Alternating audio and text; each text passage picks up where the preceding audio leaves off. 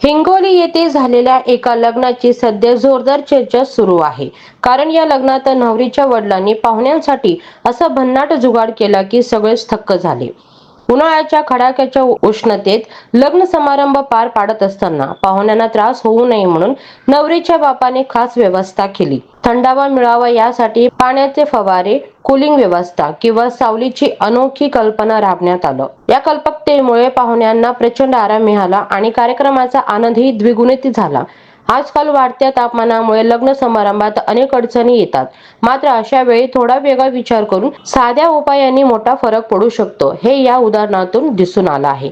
Social मीडियावर या लग्नाचा व्हिडिओ व्हायरल होत असून लोक नवरीच्या बापाच्या या कल्पकतेचं कौतुक करत आहेत. काही जण म्हणत आहेत की अशाच आयडिया प्रत्येक लग्नात असायला हव्यात. ही घटना फक्त एक जुगाड नसून पाहुण्यांच्या सोयीचा विचार करणारी एक सकारात्मक उदाहरण म्हणून पाहिली जात आहे. तुमच्या मते लग्न समारंभात अशा क्रिएटिव्ह आयडिया वापरणं आवश्यक आहे का, की पारंपरिक पद्धतीचं योग्य आहे? कमेंटमध्ये तुमचं मत नक्की सांगा.